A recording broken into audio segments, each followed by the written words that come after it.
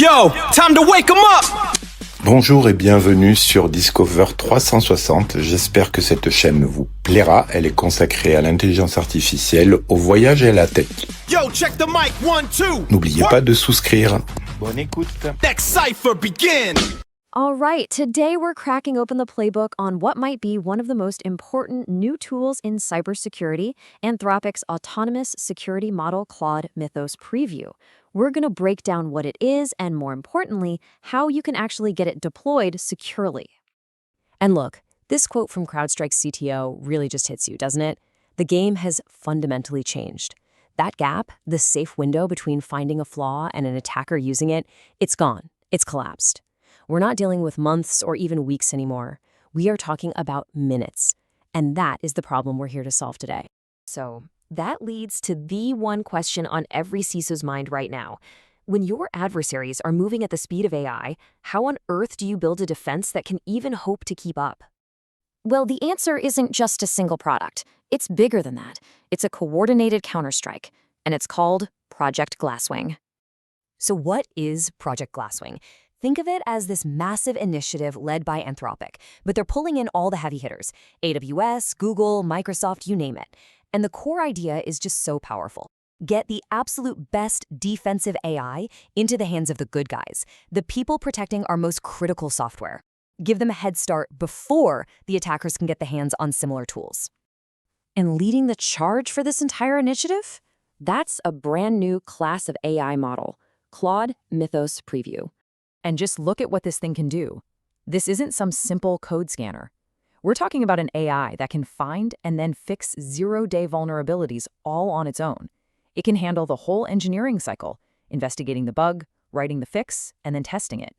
It's built for these long, complex tasks that can take hours, which pretty much makes it the best defensive security model on the planet right now.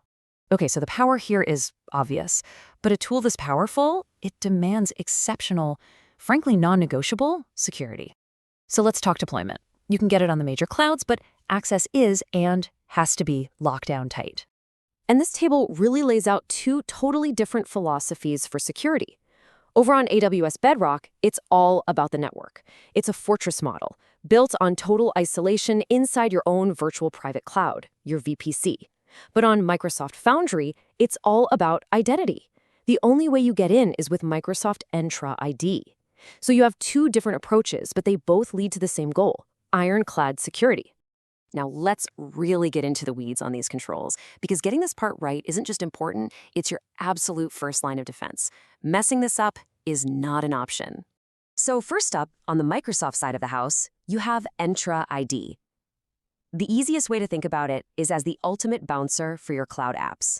It's the thing that checks everyone's ID at the door, verifying exactly who is making a request and if they actually have permission to do it. It leaves a perfect auditable trail. And this is absolutely critical for anyone deploying on Azure. You cannot, I repeat, cannot use traditional API keys. It's not just a bad idea, it's literally unsupported. Your requests will just fail, flat out. The only way in is through Microsoft Entra ID.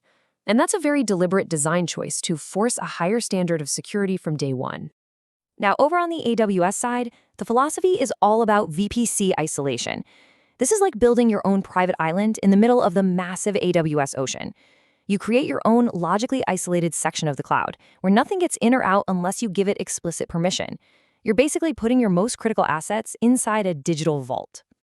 So your mission here is crystal clear.